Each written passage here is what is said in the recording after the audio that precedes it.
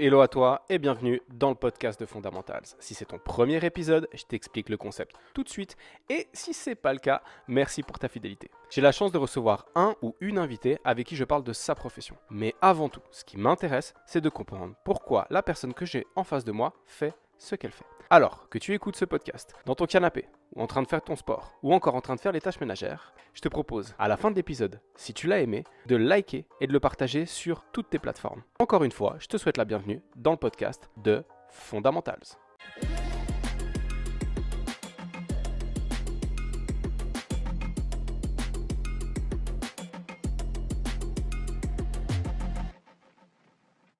Hello Gab, bienvenue dans le podcast. Salut Ken, Comment tu vas? ça va très bien et toi? Moi je vais bien, je vais bien. Alors, chères auditrices, chers auditeurs, bienvenue dans la partie 2 du podcast sur V4. Aujourd'hui, on reçoit l'un des autres cofondateurs, Gab, pour nous parler de ça.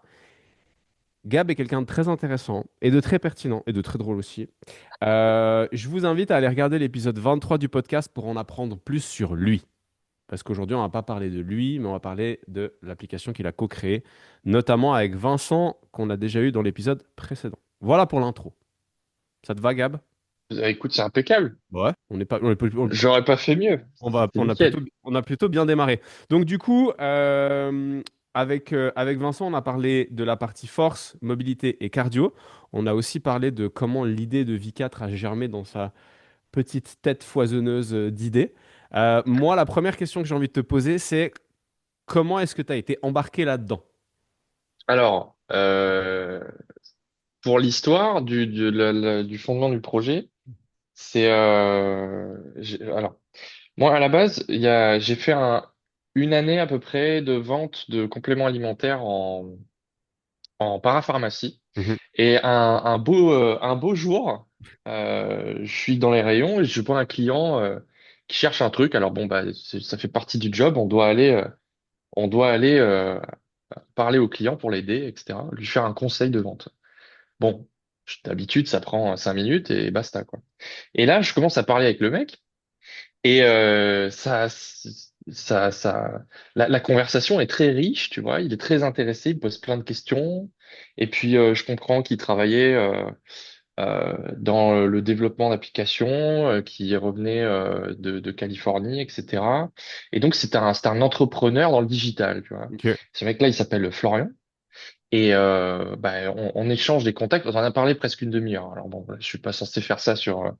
C'est pas opti pour la performance et tout ça, mais bon, j'en avais un peu rien à faire et je me suis dit, ce mec est trop intéressant, il faut qu'on discute. Donc on a échangé les contacts et on s'est revus après pour papoter.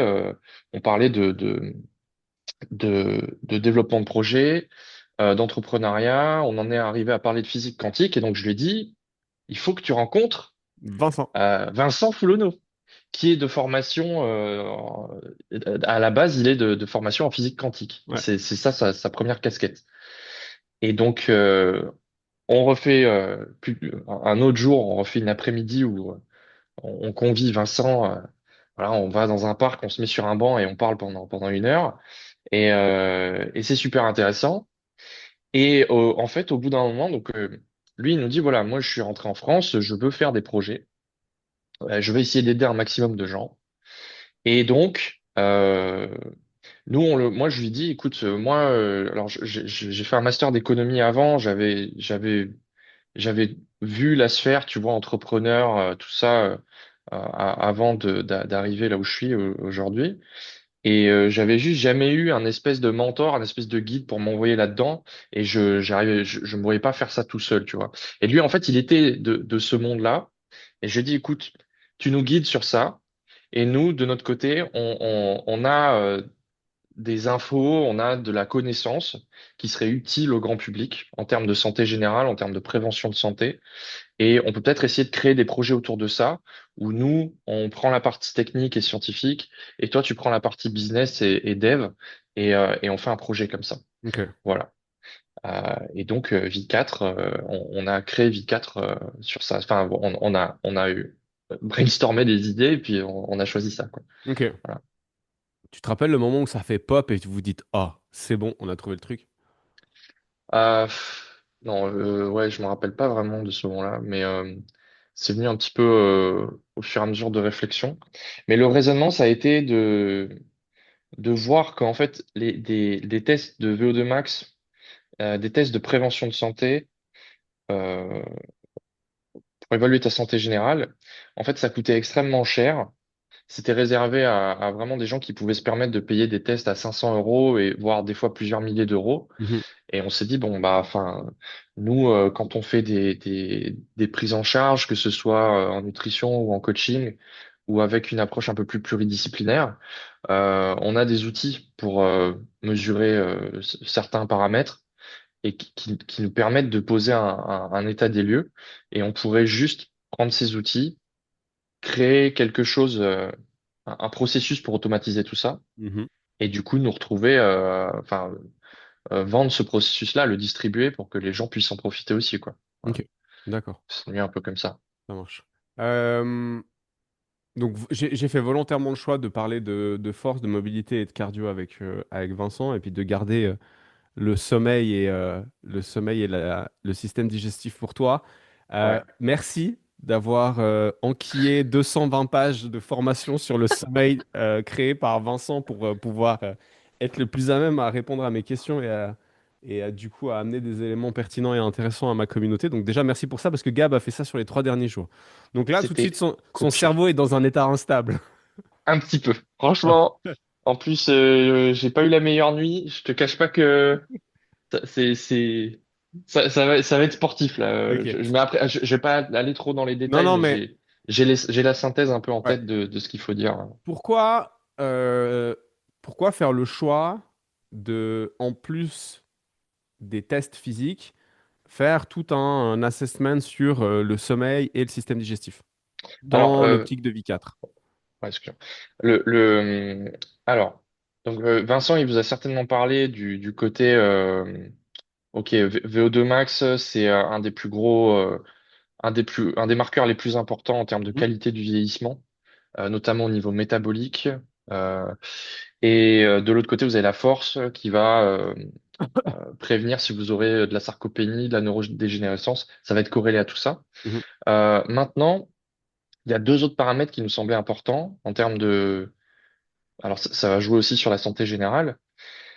Si vous avez des troubles digestifs chroniques, en fait, ça va créer de l'inflammation chronique, même à bas grade. C'est de l'inflammation de bas grade. On parle de ça pour parler d'une inflammation qu'en fait qui est pas perceptible nécessairement au quotidien, mhm. mais ou même à la prise de sang, on va pas nécessairement la voir, mais qui en fait est quand même là et donc entraîne quand même le corps dans une réaction inflammatoire qui va l'user petit à petit. Donc ça crée un terrain extrêmement propice aux maladies inflammatoires chroniques, à ce genre de choses, et ça crée un terrain propice aussi à un vieillissement accéléré, voilà, l'inflammation qui va accélérer le vieillissement au fur et à Mhm, mesure, quoi, qui va user le corps. Donc, si vous avez un intestin qui est pas en bonne santé, ça a tellement de répercussions sur l'ensemble du système que on s'est dit, OK, on peut pas ignorer ce point-là, il faudrait qu'on le mette dedans. Et en plus, ça tombe bien parce que, il y a des questionnaires qui sont admis dans la science qui permettent d'évaluer si tu as des troubles digestifs ou pas. De ok. l'autre côté, tu as le sommeil. Alors, donc le sommeil, le fameux, Le fameux. le fameux, qui, comment synthétiser ça? En fait, enfin, ça touche quasiment tous les domaines de l'existence, de la perception, même jusqu'à la perception de l'existence, parce que ça régule à la fois votre corps. Ça régule à la fois votre psyché en nettoyant votre cerveau et en équilibrant vos hormones qui vont être responsables de votre état émotionnel et de votre humeur. Mhm, Ça régule votre système inflammatoire, donc votre immunité. Et en régulant la réparation des tissus, ça va aussi réguler le fait que vous n'ayez pas d'inflammation chronique sur un tissu qui se résorbe pas correctement. Euh, je développerai plus en détail quand mhm. on zoomera dessus. Mais en fait, c'est tellement central que globalement, l'idée, c'est V4, c'est un outil de mesure de ta santé générale. Si tu as un sommeil qui est pas de bonne qualité, et pareil, ça se mesure avec des questionnaires d'auto-évaluation, globalement, on peut partir du principe que tu as quand même plus de risques que tu aies des problèmes soit métaboliques, soit psychologiques. Ça peut entraîner des troubles de la dépression, des troubles de l'humeur, ça peut entraîner des maladies neurodégénératives, d'avoir un sommeil dégradé de façon chronique. Ça peut entraîner des maladies inflammatoires chroniques. Voilà, enfin Un gros ça bordel, peut quoi. vraiment tout dérégler, ça peut vraiment tout dérégler quoi. Ok, Donc voilà. ok. Euh, donc, les questions que vous avez mis dans le questionnaire, parce que comme j'ai dit à Vincent, bah, j'ai bien fait mes devoirs, donc j'ai fait tout le protocole de V4. Les questions que vous avez mis dans le questionnaire, que ce soit pour le sommeil ou que ce soit pour l'alimentation, est-ce que c'est vous qui les avez inventées ou est-ce que vous êtes allé chercher des questions, comme tu l'as dit juste avant, qui ont été validées par la science et la pratique? Alors, l'idée c'est que J4, on voulait que ce soit un projet scientifiquement valide. Si nous on se pose et qu'on sort des idées de notre tête, ça n'a ça n'a aucune espèce d'importance. La seule validation que ça aura, euh, c'est une validation d'autorité, tu Mhm. vois, de dire, OK, nous, on est des sachants, donc on sait, donc nos questions, elles sont valables. Sauf Ouais. que ça, scientifiquement, ça marche pas, tu vois.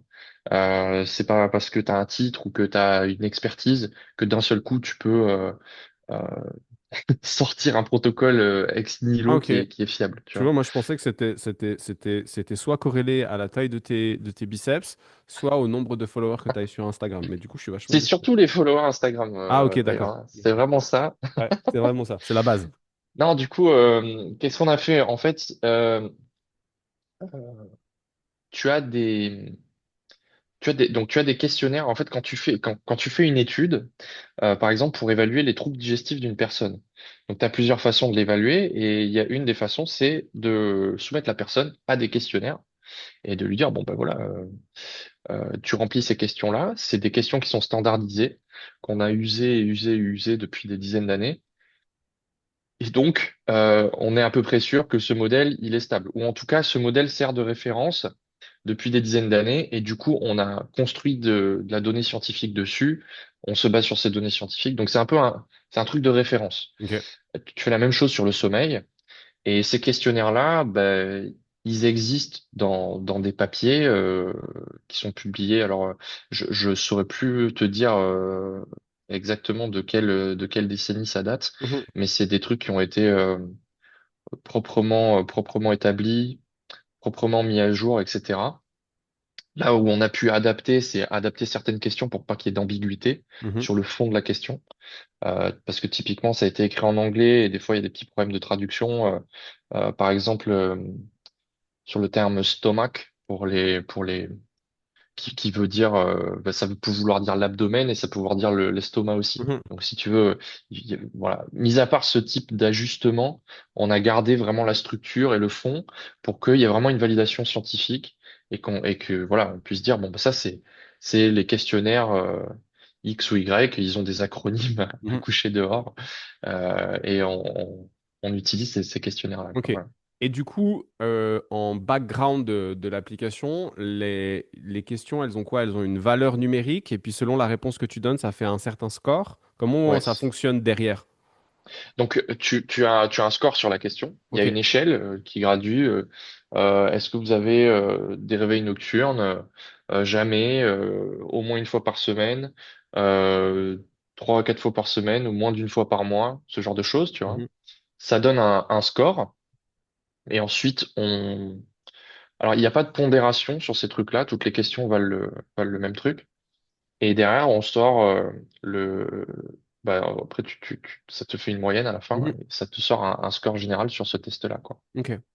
Euh, alors, c'est de l'empirisme, hein, parce que c'est mon expérience personnelle en tant que coach, mais donc ça n'a pas valeur scientifique absolue, évidemment, mais moi j'observe depuis une dizaine d'années que certaines personnes sont dans un état qui est pas forcément pathologique, mais qui est pas non plus sain, mais ils y sont tellement depuis longtemps que pour eux c'est devenu une normalité.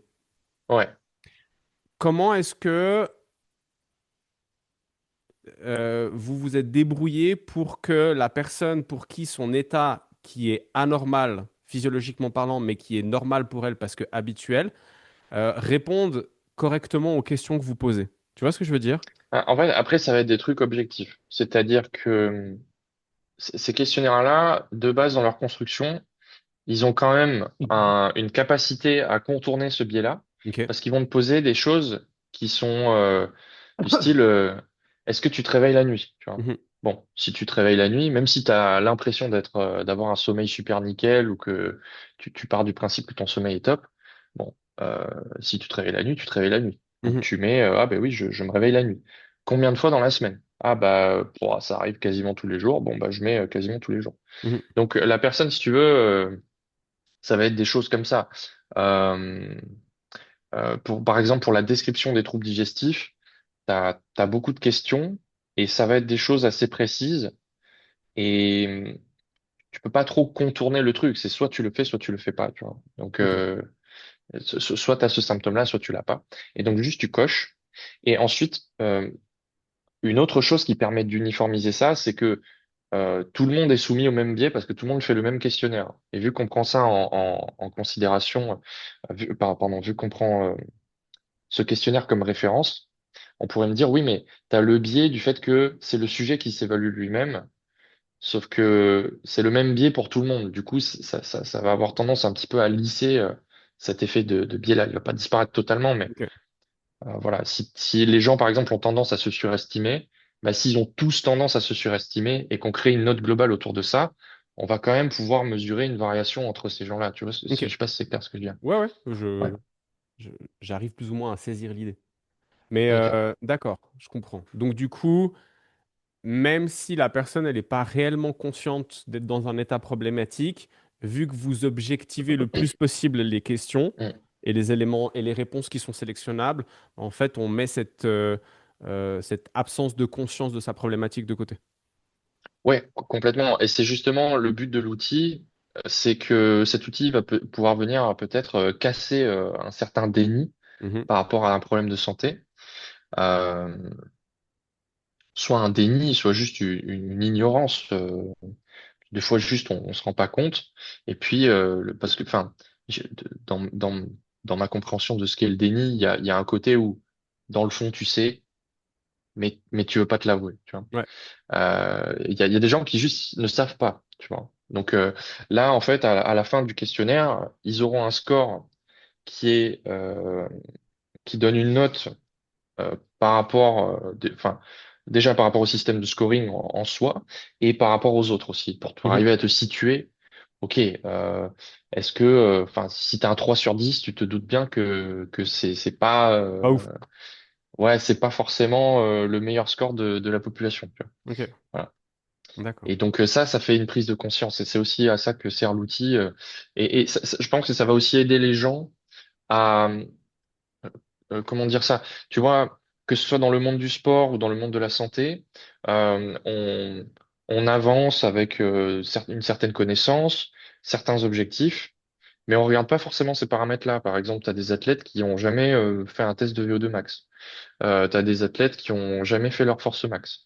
Et ça va, t'as des athlètes qui se sont jamais posé la question sur leur sommeil, tu vois. Mhm. Et ça va leur permettre de leur mettre le nez dedans, tu vois, et de dire, bon, bah, voilà ce qu'il en est, voilà où est-ce que vous en êtes objectivement, et du coup, voilà ce que, enfin, après, alors, on vend pas de la recommandation, en tout cas pas encore, peut-être qu'on le fera après, Mhm. mais pour l'instant, on s'en tient à la mesure, et après, du coup, les gens pourront réagir de leur côté en faisant ce qu'ils veulent, quoi. Ouais. On donne, pour les recommandations, je fais une toute petite parenthèse, on donne des exemples de choses à faire qui sont assez générales, quoi.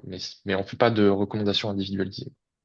Ouais. Parce que du coup, dans la manière dont ça fonctionne aujourd'hui, Donc, quand tu fais le test aujourd'hui, donc tu arrives sur le site, tu achètes ton protocole, tu as, t'es guidé sur, OK, là, vous pouvez faire votre test de force, votre test de VO2 max, etc. Euh, on te donne des consignes, par exemple, pour les tests physiques. Tu fais les tests physiques, voilà. Et imagine, je sais pas, moi, tu as fait 100 kilos au bench. tu tapes 100 kilos, Ouais. voilà, dans un petit champ. Puis ensuite, donc on récolte de la data comme ça. Et tu réponds après sur les questionnaires sommeil digestion. Mhm. Toutes ces datas récoltées, elles vont dans le code et elles se mettent sur le PDF. Ok, Voilà. Et ça adapte le design du PDF en fonction. d'accord. Si je reviens sur le questionnaire pour le système digestif et le sommeil avant qu'on zoome sur les deux sujets respectifs, il y a deux questionnaires par thématique. Il y en a un qui est plus sur... attends, je ne me rappelle plus. Euh, donc, tu as deux parties sur le sommeil et tu as deux parties sur la digestion. C'est juste. Ouais. OK? Pourquoi avoir scindé ça en deux et pas avoir fait un questionnaire global?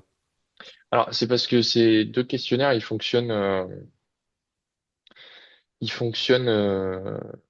Enfin, en fait, il y avait deux questionnaires dans la science. Mhm. Donc, on les a laissés comme ça. On aurait pu tout mettre ensemble, mais si tu veux, tu as des. C'est quoi la différence finale entre ces deux questionnaires?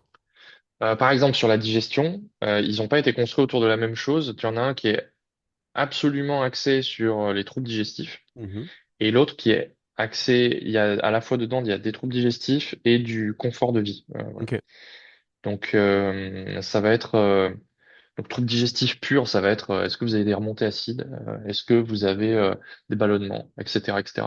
Et qualité de vie, c'est des questions. En fait, t'as des questions très générales dedans, du style euh, je me suis senti heureux cette semaine, tu vois. Mhm. Des trucs comme ça.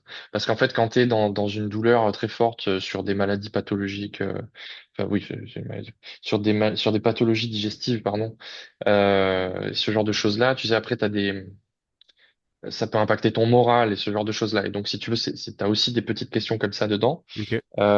Tu as des questions du style mes troubles digestifs m'ont gêné pour passer du temps avec mes proches, tu vois, Mhm. ou ce genre de choses-là.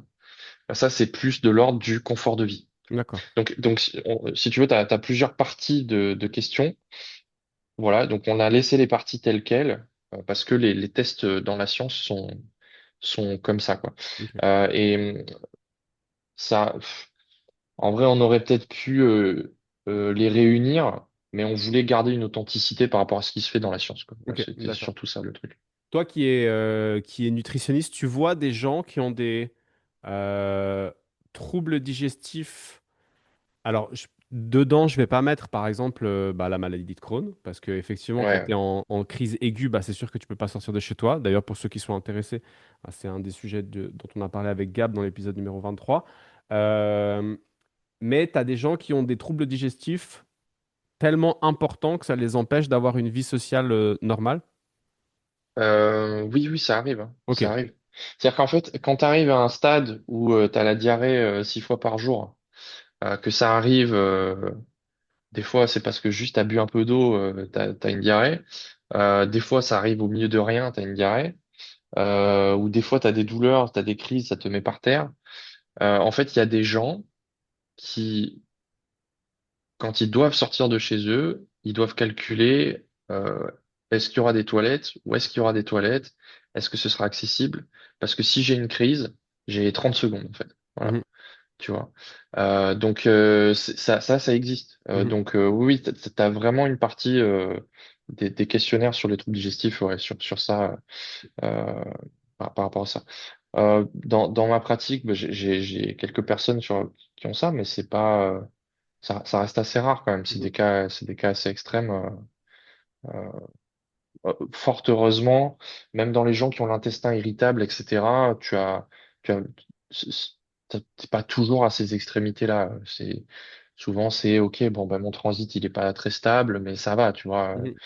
Euh, bon, ça reste des cas isolés, enfin des cas rares, Ok. c'est pas la majorité. Avant, tu disais que quand on a des troubles digestifs, ça peut impacter notre morale. C'est quoi le lien en fait entre les émotions et le système digestif ou entre le système digestif et les émotions? Alors, Alors, alors là, donc ça c'est un gros morceau. ouais. Je vais pas pouvoir tout détailler. Mais dans les Mais dans grandes les lignes, grandes lignes, et en si tu fait, veux, je peux te donner un axe de réflexion. Je vais faire plus, ouais, vas-y, vas-y. je vais t'aider un petit peu.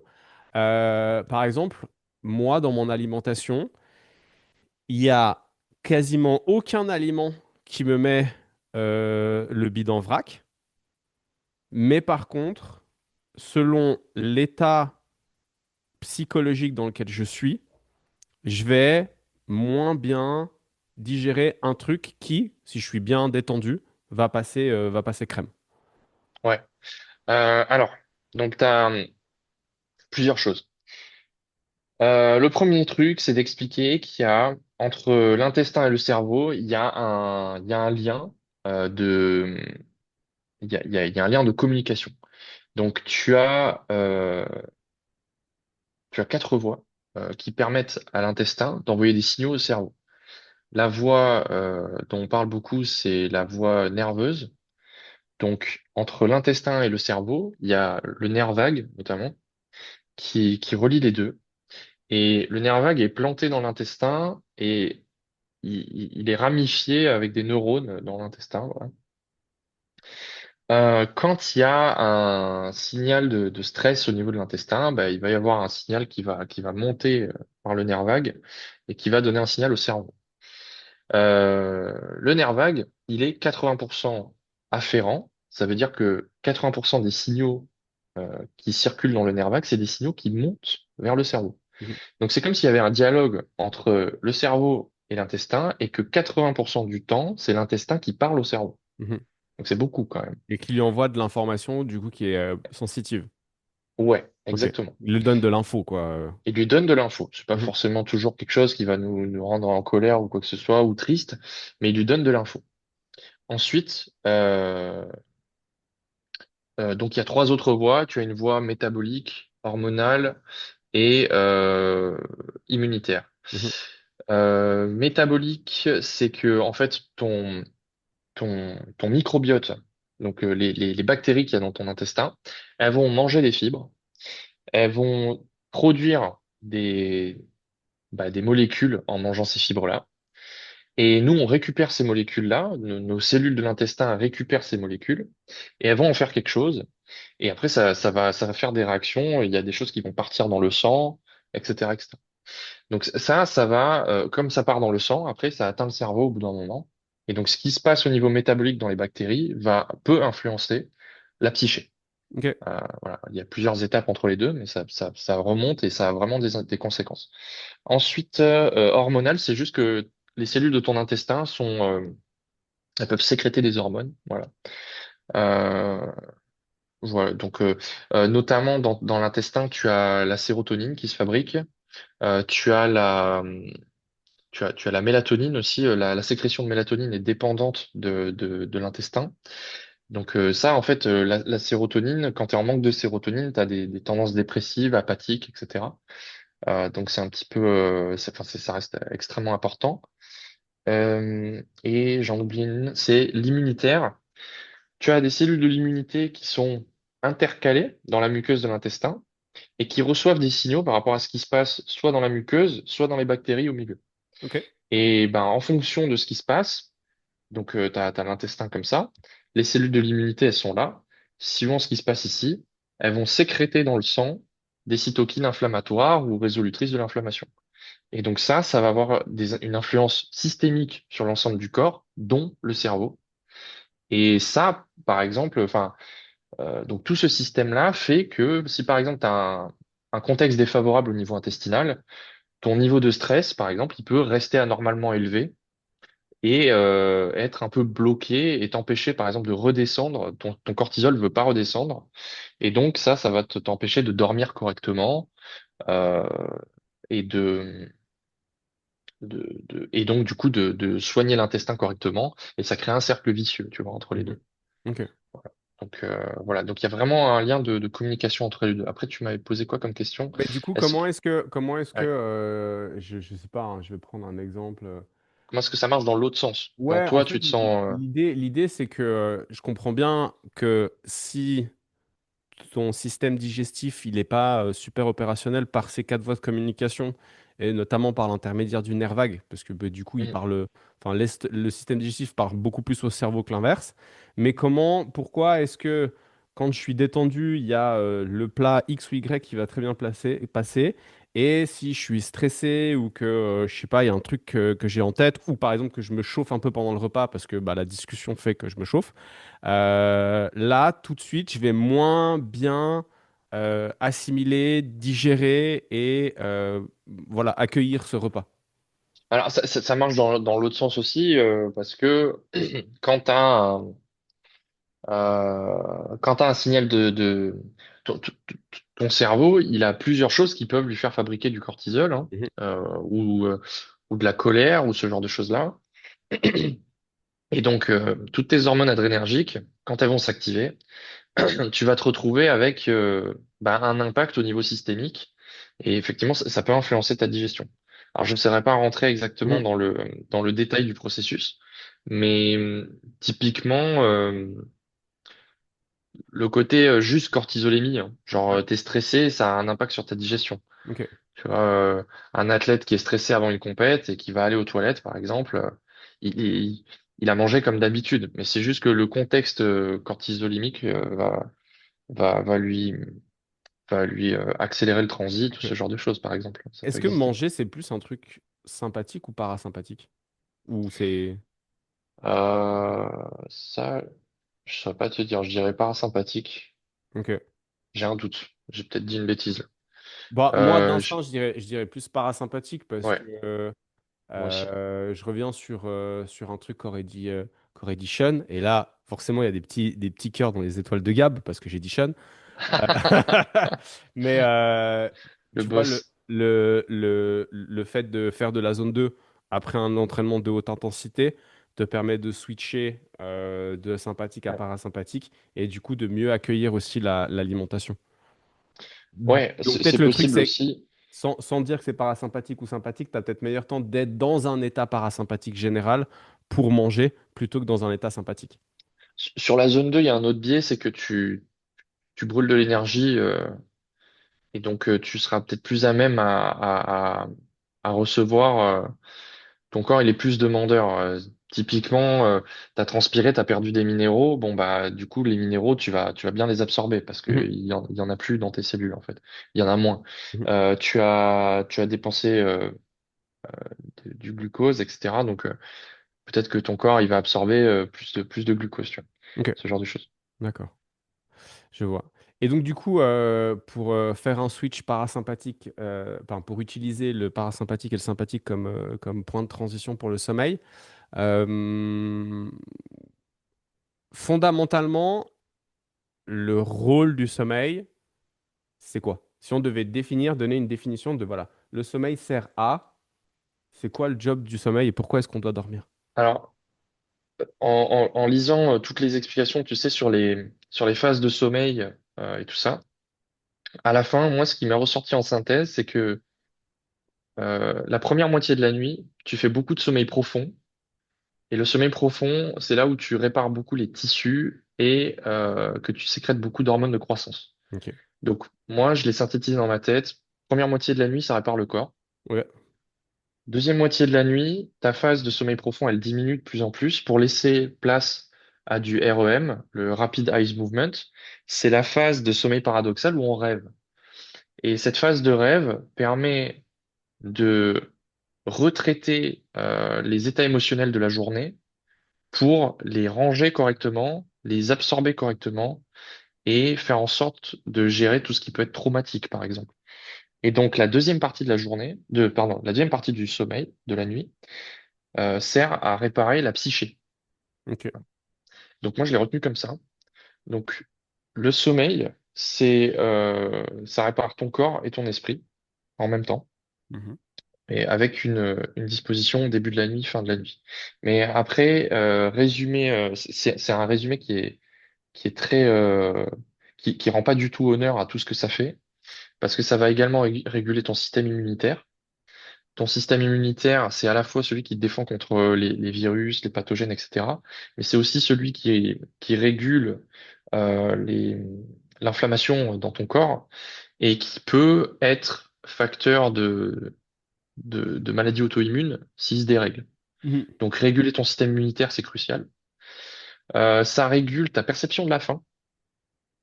Donc si tu es en carence chronique de sommeil, en fait, on a des études où, sans s'en rendre compte, les gens mangent entre 300 et 500 calories de plus par jour. Damn!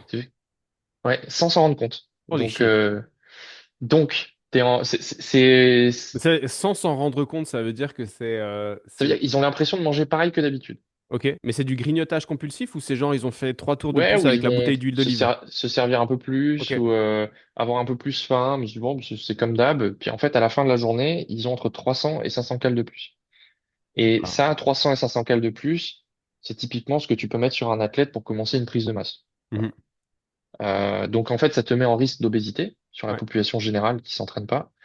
Euh, donc ça c'est extrêmement chiant. Ça régule ta gestion de la glycémie Mhm. aussi. Donc tout ça sur le côté prise de poids, etc. C'est extrêmement important.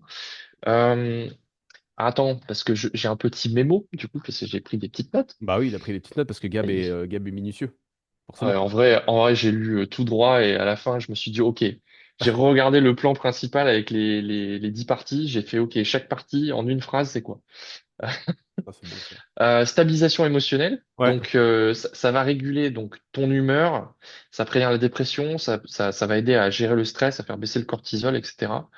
Ça va réguler, tout ça, ça marche en régulant ta dopamine, ta sérotonine et ton adénosine. Voilà. ok.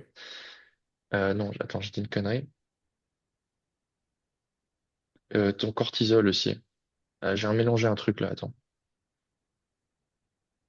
C'est cortisol, non, c'est cortisol, adénosine, j'ai dit une connerie. Bon, mais ça régule tes hormones qui sont à la fois sur l'axe HPA, qui est celui qui gère le cortisol, Mhm. et à la fois sur tout ce qui va être émotionnel avec dopamine. Mais si, c'est ça. Ah non, c'est dopamine, sérotonine, noradrénaline. Voilà, excusez-moi. Ok. Voilà, c'était ça le truc. Donc en fait, Euh, le meilleur moyen de t'envoyer tout droit vers un état dépressif profond et important, c'est le manque de sommeil ouais. et un système digestif complètement enflammé. Ah oui, alors là, c'est le combo. Et en fait, si tu manques de sommeil, ton système digestif va mal se réparer. L'inflammation va mal baisser, le stress va mal baisser, ça va entretenir un terrain inflammatoire sur l'intestin. Mhm. Du coup, l'intestin, vu qu'il est inflammé, il va envoyer des signaux de cortisol au cerveau. Du coup, ça dérègle ton cortisol. Du coup, tu dors moins bien parce que ton cortisol est trop haut. Et ça crée réellement, c'est vraiment ça qui se passe, hein, ça crée un cercle vicieux où chroniquement, l'œuf ou la poule, on s'en fout, mais il y a un moment donné où tu avais trop de cortisol, tu dormais pas bien, ça a déréglé ton intestin, ça fait monter ton cortisol, du coup tu dors toujours pas bien, du coup ça dérègle ton intestin et ça tourne comme ça. Et Ok. donc ça peut te mettre complètement en vrac et ça fait complètement sens du coup qu'on observe dans les études en psychologie ou en psychiatrie des troubles associés entre sur toutes les maladies ou enfin, intestin irritable, maladies inflammatoires chroniques de l'intestin qui sont Crohn et rectocolite hémorragique. Ben, tu as des troubles associés sur de la psychologie. Donc, tu vas avoir des risques de dépression qui sont accrus, des risques d'Alzheimer, Parkinson qui sont accrus, des risques de schizophrénie qui sont accrus. Voilà. Ok. Ça vient vraiment mettre le bazar dans ta psyché et dans la neurologie. Ok. Voilà. Je vois bien l'immense bordel que ça peut Ouais. créer. Euh, Dans une situation où une personne se retrouverait, tu vois, dans ce cercle vicieux, euh, c'est quoi le premier taureau empoigné par les cornes? C'est le sommeil ou c'est la nutrition où en fait faut les Ah, deux en même idéalement, temps? tu joues sur les deux. Ok. Idéalement, tu joues sur les deux. La première chose à faire, déjà, c'est d'aller chercher du conseil, hein. Donc, vous avez des diététiciens qui sont là pour vous aider à limiter les troubles digestifs. Vous avez des gastro-entérologues pour aller essayer de diagnostiquer jusqu'à quel point est-ce que la maladie est profonde. Si par exemple le gastro-entérologue ne trouve aucun signe clinique de maladie, mis à part les troubles digestifs, bah, on va plutôt tendre vers un diagnostic d'intestin irritable. C'est-à-dire que vous n'avez pas d'inflammation à la prise de sang, vous n'avez pas d'inflammation dans les selles, et à la coloscopie, votre muqueuse est plutôt correcte, il n'y a pas d'ulcération ou de brûlure, enfin d'ulcération, voilà, Mhm. ou de lésion particulière. Bon, bah là, vous avez rien visiblement quand on fait les batteries de test, mais vous rapportez des troubles digestifs, vous rapportez des douleurs, vous rapportez des gaz, des ballonnements, de la constipation, de la diarrhée. Eh ben, ça, c'est plutôt intestin irritable. Mais si par contre, vous avez une ulcération, vous avez de l'inflammation, etc., ce sera plutôt une maladie inflammatoire Mhm. chronique. Donc ça déjà, ça permet d'orienter la prise en charge, et c'est important de passer par cette case-là. Les gastro-entérologues, pour reprendre les mots de ma gastro-entérologue, parce que j'ai maladie de Crohn, donc je discute un peu. Donc elle me dit qu'ils sont assez démunis en termes d'outils, parce que la compréhension de ce qui se passe dans l'intestin est assez cloisonnée. Ça, c'est un problème dans dans tous les domaines de la médecine. C'est que bah, le cardiologue, il fait de la cardiologie, le neurologue, il fait de la neurologie. Et une approche pluridisciplinaire et systémique, c'est très très dur à avoir.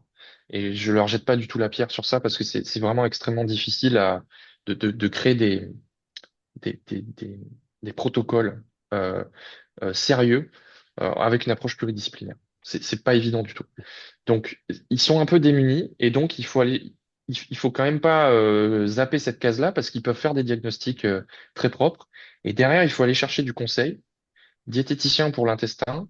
Vous avez des médecins du sommeil aussi qui existent. Mhm. Vous avez des médecins fonctionnels qui, eux, vont avoir une approche pluridisciplinaire, essayer de régler votre sommeil, essayer de régler votre diète un peu en même temps, etc. Euh, Vous pouvez aussi aller voir des coachs sportifs qui peuvent coachs sportifs qui vont essayer d'adapter votre activité physique parce que l'activité physique va augmenter ton sommeil, il est régulé par un espèce de vase communicant entre deux trucs, c'est la fatigue que tu accumules dans la journée et le repos que tu accumules pendant la nuit. Mhm. Et bon, bah, quand tu commences ta journée, t'es bien reposé, t'as pas beaucoup de fatigue. Donc, du coup, t'es en forme, t'es réveillé. Et puis, en fait, au fur et à mesure de la journée, ça fait ça. Et donc, à la fin de la journée, t'as de la fatigue. Et ça donne un terrain propice pour que t'aies un bon endormissement. Mhm. Donc, l'activité physique de base va te permettre de créer de la bonne fatigue pour ensuite bien dormir. Et maintenant, en termes d'outils vraiment central, pour casser ça, tu peux jouer sur le nerf vague, typiquement, pour essayer de casser la boucle de cortisol qui remonte en permanence. Premier facteur, c'est l'endurance à basse intensité. La zone 2. C'est la zone 2. Franchement, zone 1, zone 2, Mhm. c'est extrêmement puissant pour moduler le système parasympathique et lui donner euh, euh, la faveur pour qu'il prenne le dessus et qu'il calme et que du coup tu puisses dormir profondément et enfin récupérer un petit peu correctement. Et ça va venir chroniquement réparer l'intestin et faire baisser l'inflammation chroniquement, tu vois. Ok. Et de l'autre côté, bah, il te faut une prise en charge niveau diététique parce que si tous les jours tu t'envoies, tu fais des concours de piment avec tes potes, je prends un exemple un peu bête exprès, mais bien évidemment, si tu as un terrain, si tu as des ulcérations dans le côlon et que tu bouffes du piment comme un animal, Ça va te niquer ta race. on va le dire, voilà, on va le dire comme ça. Ouais, ok. Euh, bah, j'ai quatre questions qui me sont venues à Vas-y. l'esprit. La première, c'est sur le système digestif. On a parlé de troubles inflammatoires chroniques qui pourraient mener à des maladies plus graves. Est-ce que, euh, est-ce que, par exemple, une personne qui aurait la maladie de Crohn, on va prendre cet exemple-là, vu que c'est un exemple que tu maîtrises bien, est-ce qu'une personne qui aurait un état inflammatoire et zéro prédisposition pour la maladie de Crohn pourrait développer la maladie de Crohn, ou est-ce que l'état inflammatoire vient révéler quelque chose qui est déjà présent et qui l'allume parce que c'est déjà là? Alors ça, c'est assez difficile à dire. Ok. Moi, de ma compréhension, t'as deux arguments. Alors, soit c'est génétique, Mhm. et en fait, les gens ont des prédispositions génétiques. Typiquement, je prends mon exemple à moi. L'année où j'ai déclenché la maladie, c'était une année où je pouvais pas dormir. Donc, c'était un semestre où j'étais dans un appartement qui était trop bruyant et je dormais 4 heures par nuit. Mhm. Ça m'a complètement mis en vrac. Pendant des mois, j'ai dormi comme ça. Et bah moi, chez moi, ce qui est parti en sucette, c'est mon intestin. Mhm. Voilà, j'avais déjà une fragilité sur l'intestin depuis que j'étais tout petit, etc. Euh, Est-ce que tu aurais mis quelqu'un d'autre à la même place, dans la même prédisposition? Est-ce que ça aurait fait partir en sucette de la même façon? Je peux pas le dire, tu vois. Mhm. C'est très compliqué. Ouais. Je pense qu'il y a à la fois un facteur génétique qui va donner une prédisposition ou une faiblesse à quelqu'un. Et je pense à la fois aussi que on pourrait reproduire des conditions, mais ça c'est plus une déduction personnelle de ce que je Mhm. comprends. On pourrait, j'imagine, peut-être qu'on n'a pas encore assez de compréhension, mais j'imagine qu'on pourrait reproduire des conditions pour systématiquement faire partir en sucette une partie précise, tu vois. Ok. Tu vois ce que je veux dire? Ouais. Donc peut-être que dans un certain contexte, ce sera toujours l'intestin qui part en sucette ou quoi que ce soit. Mais ça, là, c'est plus de la science, c'est juste une déduction personnelle. Mhm. Mais c'est pas, y a rien qui nous prouve formellement ça Oui, encore. oui, mais c'est une réflexion Ouais, c'est une hypothèse que j'ai, quoi. que tu te fais toi. Ok. Bon, merci pour l'hypothèse et merci d'avoir précisé que c'était une hypothèse qui sortait de ta petite tête. Les trois autres questions que j'ai, c'est sur le sommeil. Je vais poser la première en deux parties. Comment est-ce que tu expliques que des fois on fait une nuit où on dort plus que d'habitude et Ouais. on se réveille avec la tête, tu sais, vraiment genre waouh, c'était dans le gaz, et qu'une nuit où tu as dormi la moitié des heures que tu devais dormir habituellement pour une raison donnée ou pas, au final, t'es pas si fatigué que ça. Même En au fait, contraire, tu te sens assez bien. ça dépend des cycles. Alors, ça dépend de plusieurs choses. Euh, alors, je vais en donner deux. Mhm, Si par exemple, tu as eu un réveil trop brutal à un moment où t'étais pas en phase de te réveiller, au milieu d'un cycle par exemple, tu es en sommeil profond, t'as ton réveil qui sonne et ça te réveille au milieu du cycle, tu vas être complètement ensuqué. mhm, Euh, Si par exemple, si tu te réveilles pile poil sur la fin d'un cycle, tu n'auras pas du tout cet effet-là. Donc ça déjà, ça peut beaucoup jouer. Et ensuite, en fonction de ce que tu as fait avant de dormir, dans la journée, etc. Par exemple, si tu as bu de l'alcool ou si tu as eu quelque chose de très stressant, euh, il va y avoir des paramètres qui font que tu auras moins de N3, de sommeil mhm, profond. Euh, ou alors, tu peux avoir des paramètres qui vont aussi diminuer le REM, donc le sommeil paradoxal où tu rêves. Et donc, comme j'ai dit au tout début, N3, ça fait l'hormone de croissance, ça répare ton corps. mhm, Et REM, ça répare ta gestion émotionnelle, etc., et ta fatigue mentale, un petit peu, on va dire. Si tu as eu beaucoup moins de ces phases-là, en fait, même si tu as dormi le même nombre d'heures, bah, t'étais que dans des phases de N2 ou ce genre de choses qui sont beaucoup moins réparatrices. ok. Donc tu récupères moins bien. Voilà. Et donc il peut y avoir plusieurs facteurs. Enfin, il y a plusieurs dispositions dans lesquelles tu vas faire varier ces cycles. Typiquement, le premier exemple qui me vient, qui est assez évident, c'est l'alcool. Typiquement, quand tu bois de l'alcool, ça diminue la qualité de ton sommeil. Donc tu te réveilles le lendemain. Alors c'est neurotoxique, etc. Mais donc c'est quand même peut-être pas le meilleur exemple parce que tu te réveilles, t'es ensuqué pour d'autres raisons. Mais mais en tout cas, ton sommeil est pas du tout réparateur quand Mhm. t'as bu, quoi. Ok. Ça Indépendamment de c'est la quantité ou ça a quand même un. Est-ce que ça a non, non, je pense que la quantité elle joue quand même. la C'est-à-dire que quantité si et tu bois l'habitude? la quantité, l'habitude, si tu bois je serais pas trop rentré dans le détail sur ça, mais Mhm. ce qui est sûr, c'est que si tu bois un demi-verre de vin ou si tu t'enfiles Une bouteille? voilà, une bouteille entière ou tu t'enfiles, je sais pas moi, 5 verres de vodka, ce sera pas du tout le même effet. Ok. Tu vas pas avoir. Moralité, entraînez-vous. Non, je déconne. Voilà, on a délivré un message de santé et de bienveillance. Voilà, Voilà, si vous voulez pas vous réveiller avec la Monstre Bar, bah, buvez souvent comme ça, vous serez habitué à la Monstre Bar et puis vous voilà. pourrez Alors, les gens qui sont l'avoir. habitués, c'est qu'en réalité, ils sont dans un état. Par exemple, les gens qui tiennent bien l'alcool, c'est que leur foie est en sale état. Voilà. Ok. Donc ça, c'est. Donc à partir du moment où tu tiens bien l'alcool, c'est là où le warning doit venir, quoi.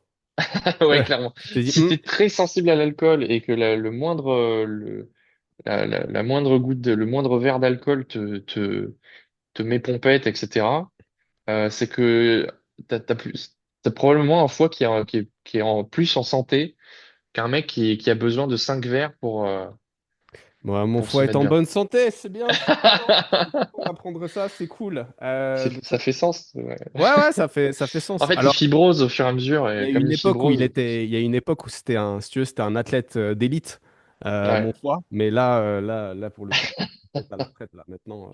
Mais c'est plutôt une bonne chose. Ah, Ok, c'est très bien, c'est très bien. je vois bien le truc. La deuxième chose, voilà, du coup, c'est la quatrième question. Euh, j'ai besoin de toi pour trouver une parade, parce que je ne sais jamais comment expliquer ça aux consommateurs de café. Tu sais, le Ok, consommateur de café qui te dit fièrement que lui, il boit un café à 23 h, 23 h 30, il va se coucher et il a un sommeil de super qualité. ok. Mais en général, Euh, il a quand même la gueule de Droopy, quoi. oui, et puis quand il se réveille, son état de fatigue dépend uniquement de est-ce que j'ai pris mon café ou pas le Mhm. lendemain. Alors, la parade, comment on explique ça? Quand tu prends du café, la caféine, alors t'as plusieurs personnes il faut expliquer plusieurs trucs sur la caféine. La caféine, de manière générale, ça empêche, ça bloque les récepteurs à l'adénosine dans le cerveau. Et l'adénosine, donc, c'est un déchet de l'ATP, Mhm. d'accord? ATP, c'est adénosine triphosphate. Il y a trois phosphates à prendre dessus pour faire de l'énergie. T'en prends un, ça fait un ADP, adénosine Adénosine diphosphate. diphosphate.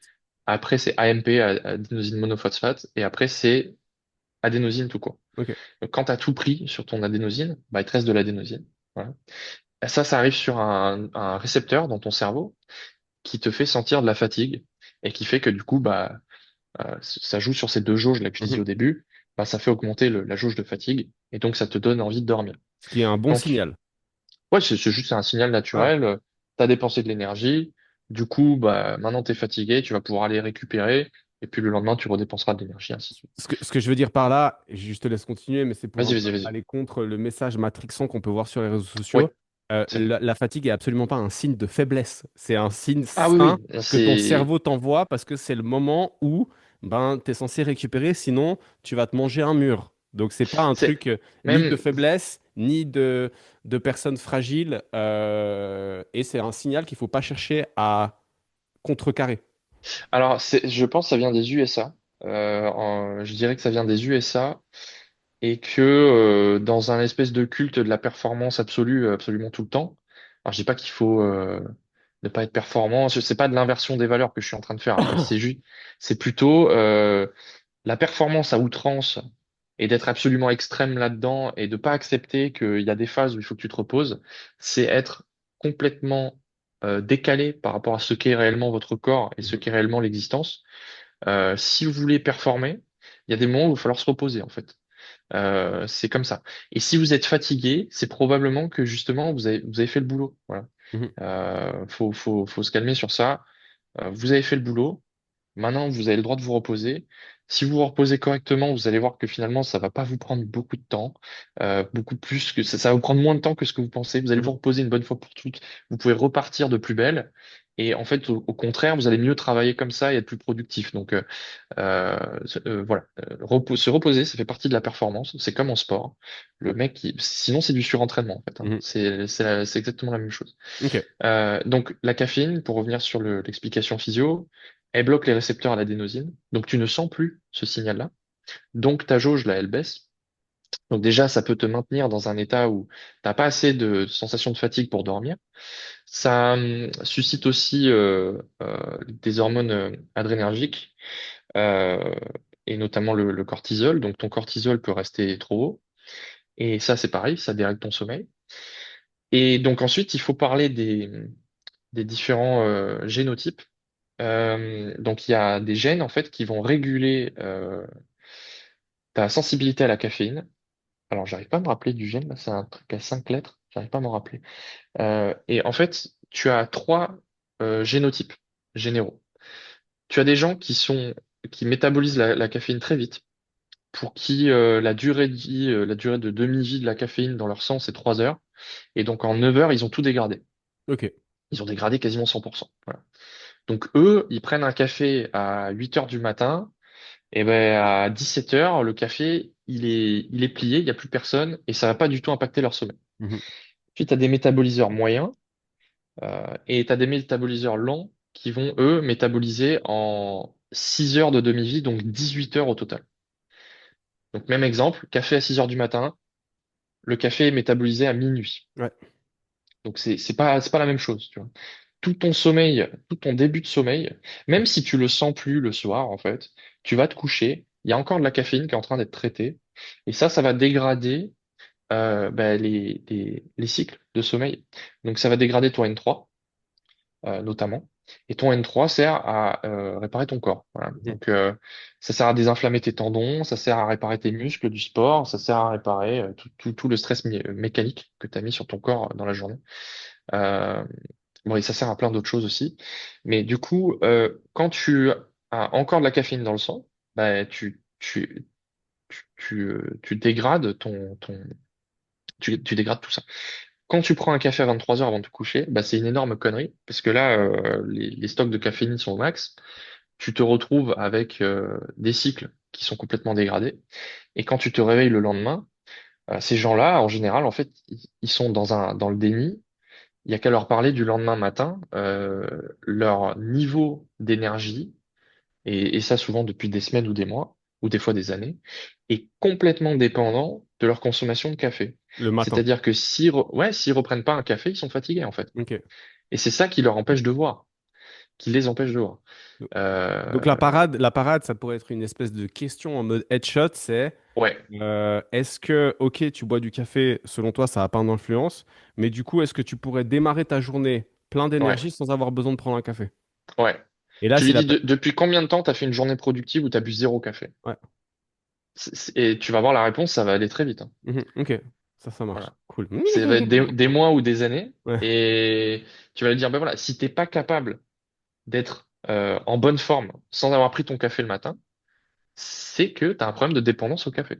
Mhm. C'est que tu es dans ce cycle de bon bah je dois prendre un alors j'ai cru que ça sonnait, excuse-moi. Non, Je non. dois prendre je dois prendre un café pour être en forme. Du coup, je spamme du café et du coup bah je suis éclaté parce que j'ai un sommeil qui est pas réparateur Ok.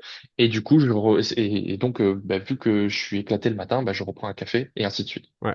Quelle est l'influence de l'activité physique sur la métabolisation de la caféine? Alors je ne saurais pas te dire. Euh, je alors, je fais alors, déduction personnelle, là je peux me Ouais, vas-y. tromper. Bah, je dirais que tu accélères ton métabolisme. Par exemple, si tu fais 1 heure et demie de zone 2, je pense que ta caféine, Tu l'as bien tu, tamponné. tu la tamponnes, tu la traites plus vite. Ok. Et en plus, t'augmentes ton niveau d'adénosine, donc de fatigue. Donc même si tes récepteurs sont un peu cachés, si t'as pas pris 500 milligrammes de caféine, normalement, tu devrais quand même sentir de la caféine. Tu vois. Putain, 500 milligrammes de caféine, ça fait... T'as des compétiteurs qui font ça, hein, Ouais. c'est Mais il y a un en mec power. qui s'est... Je Ouais. crois qu'il y a un mec qui s'est buté l'année dernière aux States, il me semble. Je crois que c'était aux States. En fait, il a confondu son pot de whey avec son pot de Oh. caféine. Et le mec, il a mis une scoop de 25 grammes, quoi. Bah, il est mort. Ouais, ouais. Ouais, ouais. Ouais. Crise cardiaque. Ouais. Je pense que le cœur, il a pas dû... C'était trop... C'est sportif, là. Là, Là... j'espère qu'il a performé, hein, mais je suis même pas sûr, parce que là, enfin, Non, je crois qu'il ton cœur, a... Ouais, non, je pense que ton cœur, il éclate. Mais ton ouais, cœur, paix il à son âme. éclate, ouais. Ok, Ouais, d'accord. paix à Donc son âme. la bonne question à poser, c'est ça. Bon, moi, la question que je pose tout le temps, c'est est-ce que tu es fatigué ou est-ce que tu es en forme ou est-ce que tu es habitué à ton état de fatigue? Et quand je dis que souvent ces gens, ils ont la gueule de droupie, c'est vraiment Ouais, qu'ils ont la gueule de droupie, quoi, avec des cernes noires, tu sais, tu as tout le tour de ouais, l'œil qui est ouais, ouais. noir. Et tu dis, mais en fait, techniquement, si tu étais en forme, tu devrais pas avoir cette gueule-là. Alors, les poches, si j'ai pas de bêtises, t'as des gens qui génétiquement ont les poches, Oui. mais je vois ce que tu veux dire. Là, on parle vraiment de la poche de kangourou sous l'œil, quoi. Ouais, non, puis Vraiment, tu vois vraiment tu sais, le visage. Voilà, moi j'ai eu des périodes de ma vie où j'allais pas bien pour des raisons, tu vois, Ouais, externes, et ouais. c'est normal. Et ma femme disait, on a l'impression qu'on a pris ta gueule et on l'a frotté contre un mur en crépi. Je dis déjà merci, c'est sympa. Mais, mais voilà, après tu sais que C'est important de se dire les choses, tu voilà, vois, c'est, tu vois, avec amour et et compassion pour compassion. l'autre. Mais là, c'est vraiment, tu te dis, ok, mais il y a un truc qui va pas dans ta vie. En fait, les gens sont dans une période de leur vie qui est standard, entre guillemets. Mais tu vois vraiment que leur visage est marqué par la fatigue malgré le fait qu'ils s'en rendent pas compte. Ouais, en fait, après, les exigences du boulot, les exigences du travail, cette Course à la performance? ouais, excuse-moi. Non, non. Bon, Vas-y. bah, t'as une course à la performance. Évidemment, tu te dis, bon, aujourd'hui, il faut que je bosse. Je peux pas me permettre d'être fatigué, donc tu reprends un café, etc. Mhm.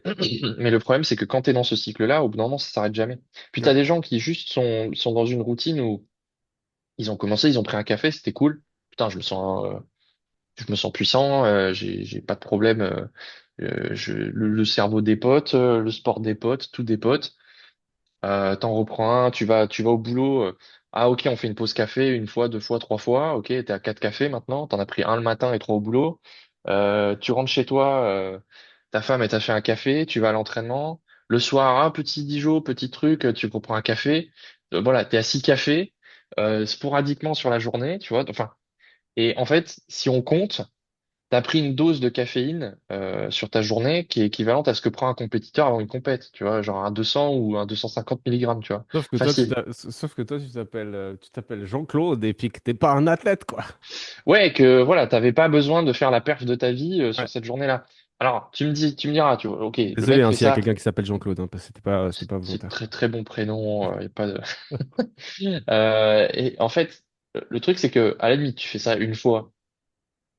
Bon, c'est pas grave, tu vas faire une nuit de merde et puis tu récupéreras après, et c'est pas Mhm. dramatique.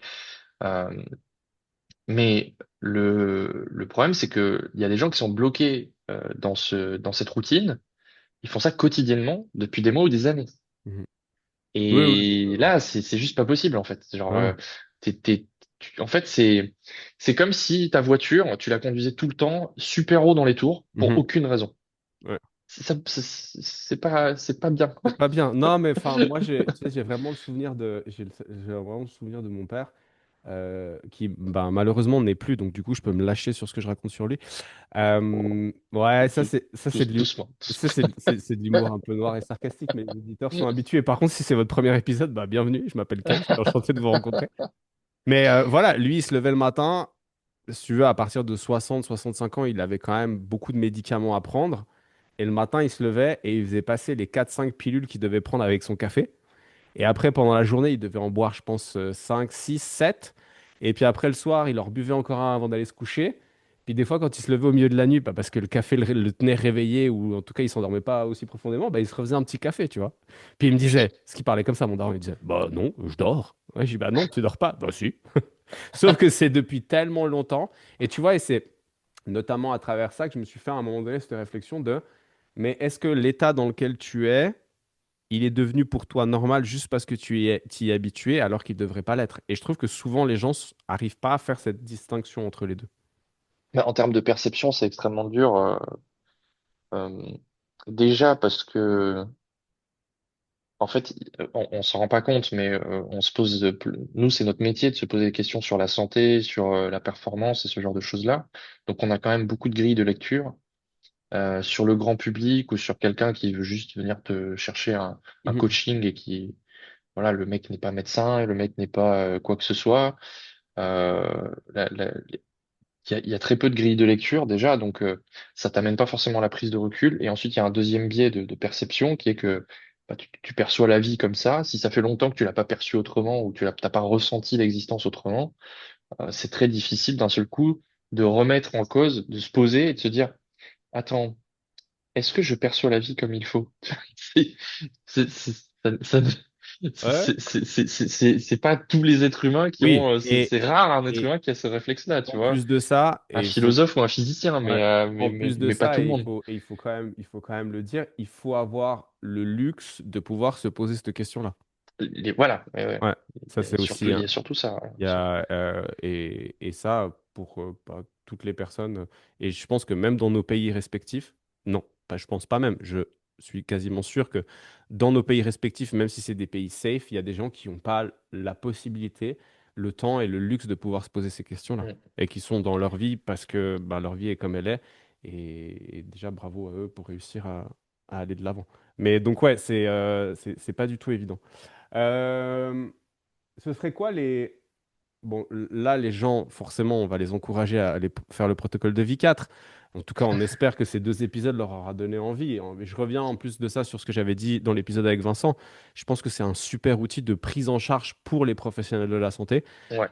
pour les coachs ou les nutritionnistes, dans la perception de la plus-value du service qu'on propose. Ça peut être un super outil de suivi, mais aussi un super outil pour faire comprendre aux gens qu'on a un service qui est réellement professionnel. Alors ça, on l'avait un petit peu anticipé. Bon, je vais pas faire comme si on était, quand on voyait dans le futur, hein, mais on avait eu l'idée de se dire, mais peut-être que ça pourrait être intéressant pour les coachs. Et en fait, quand on a lancé le protocole, on a eu des retours de fous sur ça. Mm, Les gens ont kiffé. Et il y a beaucoup de coachs qui nous ont dit, mais attends, mais moi, je veux proposer ça à mes clients, quoi. mm, Parce que le protocole, financièrement, il est accessible. En termes de mise en place, t'as pas besoin d'un laboratoire ou quoi que ce soit. Tu peux tout faire dans une salle de sport. Ça objectivise une mesure qui vient peut-être, qui pourrait créer un point de départ sur un protocole, sur une prise en charge, tu vois. mm, Tiens, je viens pour perdre du poids. J'ai quelques problèmes de santé qui sont de l'ordre métabolique. Bon, bah tiens, on va mesurer ton VO2 max. mhm, Qu'est-ce qui se passe? Ah, ok, ok, donc ton point de départ, t'es ici. mhm, Viens, maintenant, on s'entraîne 6 mois, on fait les choses, on remesure ton VO2 max. Ah, regarde, t'as progressé, tu vois. mhm. Et ça te crée un outil de monitoring qui est génial, tu vois. Ouais, ouais. Et en plus, même si t'es pas formé sur ça, t'es coach, tu reçois ça, la personne fait le protocole, t'as une vue sur est-ce qu'elle a mal au ventre, la personne? Est-ce qu'elle dort bien? Tu vois. Ouais. Donc ça te fait vraiment un truc de santé générale desquels tu n'aurais pas forcément eu les outils pour te rendre compte peut-être après 3 mois de prise en charge, mais bordel, pourquoi elle progresse pas? Qu'est-ce qui se passe? Ah, mais en fait, elle dort 5 heures par nuit. Tu vois. Ouais. Ok. Tu vois. Non, ouais, bah, J'exagère le trait pour expliquer vite, mais oui. voilà, tu vois ce que Même je veux dire. si initialement, quand même, si tu es un coach qualitatif et professionnel, Ouais, t'es quand même censé t'enquérir de la qualité du sommeil de la personne que tu prends en charge. ouais, Mais, mais on demande quoi, tu vois, comme pour la ouais, qualité? On demande combien d'heures tu dors, tu vois. ouais. On pose deux, trois questions, Moi, mais au final, les questions que je pose tout le temps, c'est qu'est-ce que tu fais avant de dormir? Qu'est-ce que tu fais en te levant? ok. Est-ce que tu as le sentiment d'avoir un sommeil qualitatif? Et du coup, pour affiner cette question-là, je te dis, est-ce que quand tu te réveilles, tu es opérationnel ou est-ce que tu as un temps de latence entre le moment où tu es debout et le moment où tu es réveillé? Tu vois, ces Mm. personnes qui ont vraiment un espèce de temps de décalage, le temps que leur cerveau se mette en route, versus des personnes, elles posent les pieds par terre, puis c'est bon, elles sont opérationnelles. Quand la personne ne sait pas trop, puis que je vois bah voilà, son visage marqué, je lui demande est-ce que tu penses objectivement que tu es en forme ou est-ce que tu es habitué à ton état de fatigue? Et puis c'était quoi l'autre question que je posais par rapport au sommeil?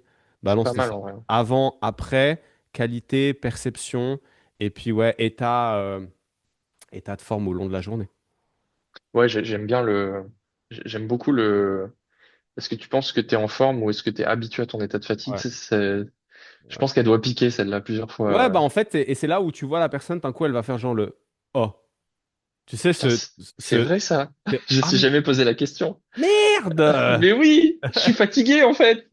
C'est ça, putain, j'avais pas capté. Non, mais tu vois, c'est comme pour le système digestif. On s'était C'est amusé difficile, avec hein. un pote à faire un questionnaire de prise en charge où on avait listé 150 questions d'anamnèse pour la prise en charge de clients en coaching sportif et on posait une question sur la qualité des selles. Mm.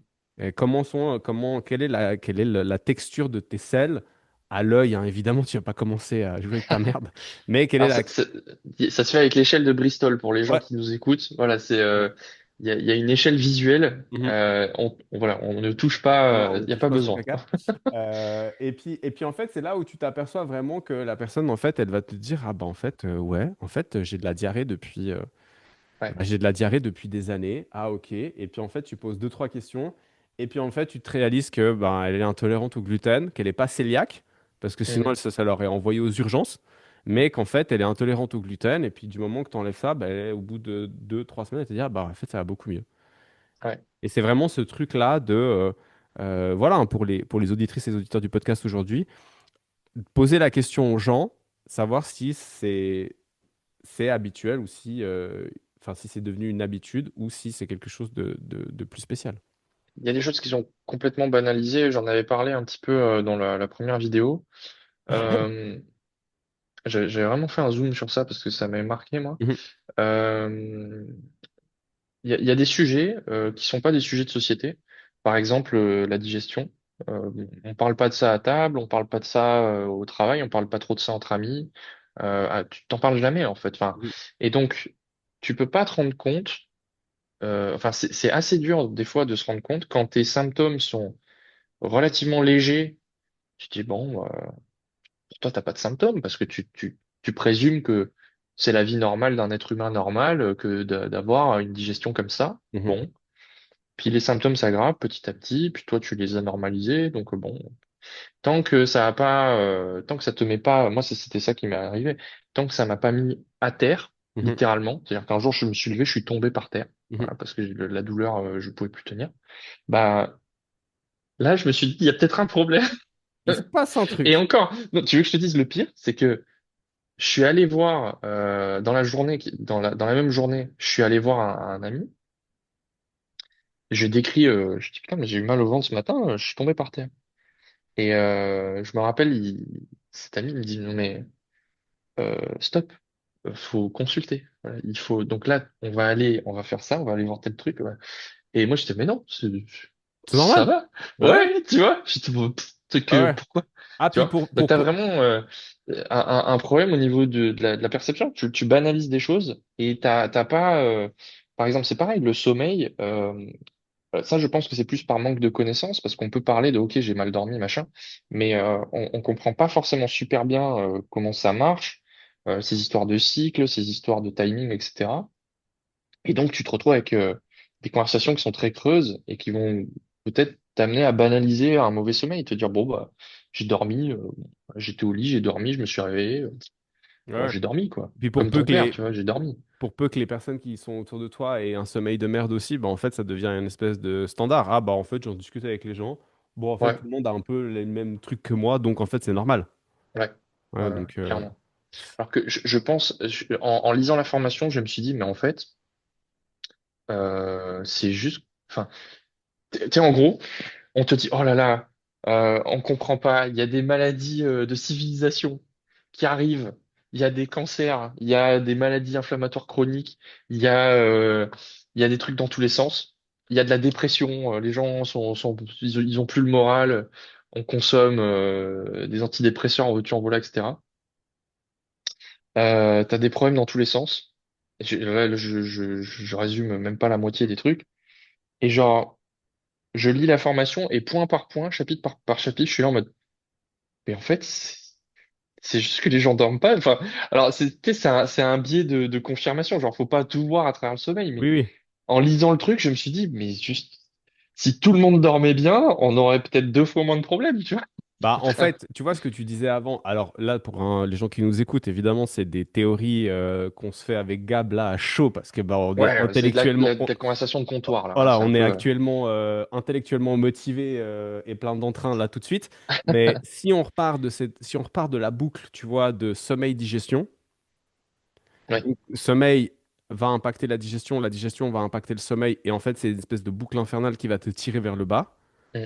Et qu'on regarde aujourd'hui la qualité du sommeil de manière générale chez les gens et la qualité de l'alimentation de manière générale chez les gens, on a bien évidemment à prouver avec la science et puis pas une étude faite sur trois personnes et dans une éprouvette, mais un truc beaucoup plus large. Mais on pourrait imaginer qu'une des causes de l'apparition de ces maladies de civilisation, c'est peut-être le cumul de mauvais sommeil et de mauvaise digestion.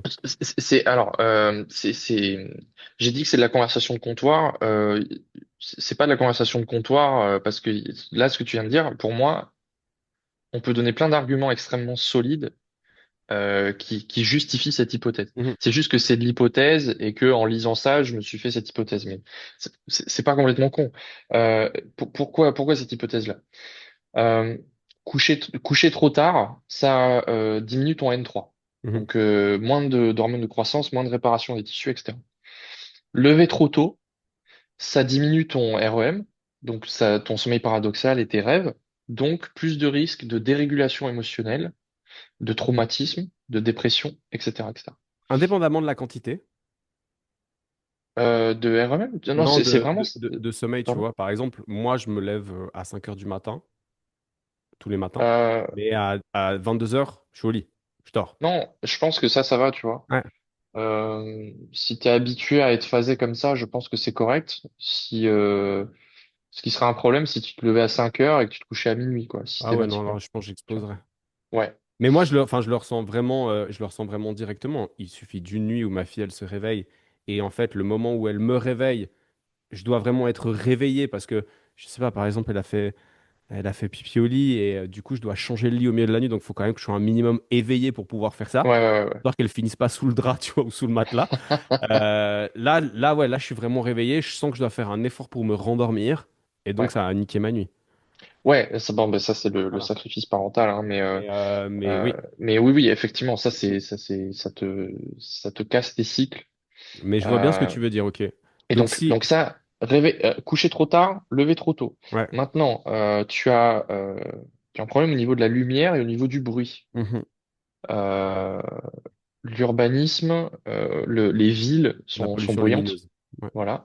Elles sont lumineuses, elles sont bruyantes. Ça va faire peut-être que tu vas t'endormir, tu vas mettre plus de temps à t'endormir. Donc ça peut perturber les cycles. Ça va faire que peut-être tu vas avoir des réveils nocturnes. Ça va faire que tu vas peut-être sécréter moins de mélatonine à cause de la lumière.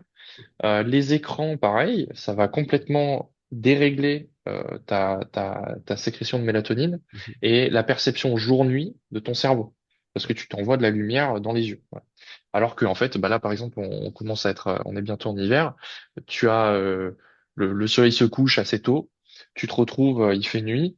Bah en fait, théoriquement, on devrait apaiser les éclairages, etc. dès qu'il fait nuit, tu vois. Mhm. Notre génétique a été adaptée à ça pendant très longtemps. Alors on s'éclairait avec des petits trucs, mais on s'éclairait pas, tu vois, avec une lumière blanche euh, de bureau ou de trucs comme ça, tu sais, Mhm. qui est très blanche, ou un écran qui a la luminosité qui crache jusqu'à minuit, tu vois. Et donc tout ça cumulé, la consommation d'alcool le soir, les gens le week-end au lieu de se reposer, ils vont aller se mettre une mine, deux mines. Les deux nuits, elles sont complètement bousillées alors que c'était leur nuit de récupération. Mhm. En fait, au final, t'as plein de facteurs sociaux euh, qui, qui justifient, enfin qui nous montrent que les gens ont peut-être globalement des mauvaises habitudes sur le sommeil, tu vois. Mhm. Et donc le terrain de dire, mais en fait, si on a tout ça, c'est peut-être que tout le monde dort pas très bien. Ça, il faudrait justifier. Ah, est-ce que tu es sûr que tout le monde dort pas très bien? Ben voilà comment je le justifierais. Mhm. Ouais, Les enfants qui se lèvent trop tôt pour aller à l'école, ce genre de trucs, tu vois. ouais, bien sûr. Oui, et puis alors, forcément, je pense que nous, on est aussi un peu matrixés parce qu'on on crée du contenu, on va sur les réseaux sociaux, et d'un autre côté, je pense que ça nous permet aussi de prendre un peu de recul parce que forcément, le fait de connaître d'autres, de savoir ce qui se passe dans la vie d'autres créateurs de contenu, moi, ça me permet de relativiser aussi beaucoup ce que je fais. Parce que tu vois l'envers du décor. Sauf que si tu n'as pas cet envers du décor-là et que tu réalises pas, tu as tendance à idéaliser un monde qui est complètement surréaliste, et donc d'être constamment à la recherche d'un truc que tu ne peux pas atteindre, pas parce qu'il n'est pas atteignable, mais parce qu'en fait, il existe juste pas. Ouais, Et donc ça, je pense qu'aussi, cette recherche de la performance, de la perfection, de ci, de ça doit, forcément, ça a un impact sur la qualité du sommeil, forcément. ouais. Et puis, Tu il vois y le a truc. un autre biais par rapport à ça, c'est que il faut faire attention en psychologie de la personnalité, il y a un trait qui détermine ta propension à être extrêmement productif. Mhm. Et quand ce trait, il est très exprimé chez une personne, ça va être dans sa nature spontanée d'être productive. Mhm. C'est des gens, tu arrêtes la civilisation, d'accord? Il n'y a plus de contraintes, tout le monde peut faire ce qu'il veut. On recommence, on repart dans la forêt, tu vois. Ben, ces mecs-là, tu les mets dans la forêt, il n'y a rien à faire. Ils vont pas s'asseoir, chill et parler du beau temps, tu vois. Ils vont faire une petite hache avec un caillou et une branche, tu vois, et ils vont couper du bois toute la journée. Voilà. Parce que c'est ça qu'ils font. Ils sont codés comme ça. C'est tout. Et pour eux, c'est pas un problème. Ils sont heureux comme ça, tu vois. Ouais. Et souvent, c'est le plus gros facteur déterminant de réussite devant le QI. Parce que quelqu'un qui a un QI plus haut, mais qui est pas productif, Mhm. t'auras beau avoir des idées de génie, si tu Tu les fous mets pas en rien, application. bah tu feras rien. Tandis Voilà. que si t'es un peu con, mais que tu fais des trucs, voilà. T'as des exemples comme ça, je suis sûr que t'en as connu, des mecs où tu dis, c'est pas le plus malin, mais qu'est-ce qu'il bosse et ça marche Moi, parce je qu'il dis, bourre, tu vois. moi, je dis, en fait, je dis ça, Et je dis, je suis pas très doué, mais je suis très travailleur. ouais, mais il faut un bon équilibre entre les deux parce Ouais. que, et alors, où est-ce que je veux en venir? Ceux qui vont gagner le jeu, par exemple, d'Instagram, c'est souvent ceux qui vont produire le Ouais, plus. ouais, bien sûr. Et quand t'as pas cette nature d'hyper-productivité sur ce truc-là, il faut pas se confondre dans ce truc-là. Il faut connaître sa nature. Mhm. C'est-à-dire que toi, si tu es productif à un niveau inférieur, bah, il faut accepter que peut-être tu feras un peu moins. Peut-être que tu peux te forcer à travailler un peu plus, mais il faut accepter qu'il y a des gens qui font ça par nature et qui, du coup, vont exploser certains jeux sociaux Mhm. parce qu'ils vont juste jamais s'arrêter, parce que c'est bon pour eux. Eux, Oui, ils aiment ça, tu vois. ouais, Et clairement. si toi, t'es pas dans cette truc-là et que tu essaies de te confondre avec ça, tu vas peut-être te manger un mur, parce que peut-être que toi, tu as besoin d'un mode de vie qui est plus équilibré, tu vois, en Mhm. termes de travail. Ouais, ouais, mais Donc, faut se connaître. ouais, je pense que c'est ça c'est ça qui est vraiment important. Je reviens là-dessus. C'est le fait de se connaître et et je te propose après on terminera là-dessus, mais en Ouais, fait, d'avoir sa propre définition de ce qu'est la réussite par rapport à la manière dont on fonctionne et ce qu'on veut dans la vie. ouais, ouais, ouais, Et clairement, à partir de là, aligner ses actions avec ça.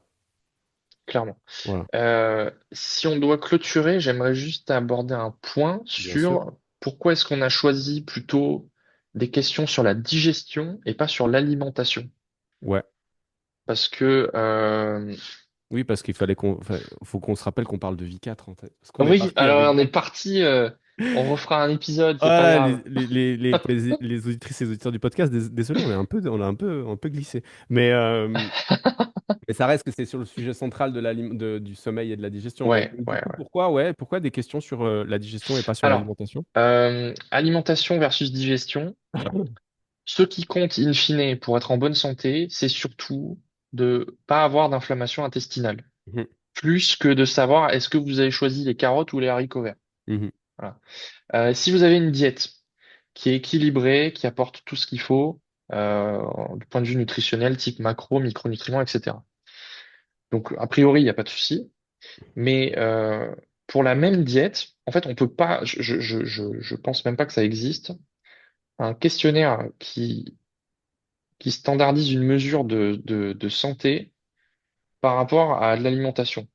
Parce que si ça existait, ça clôturerait tous les débats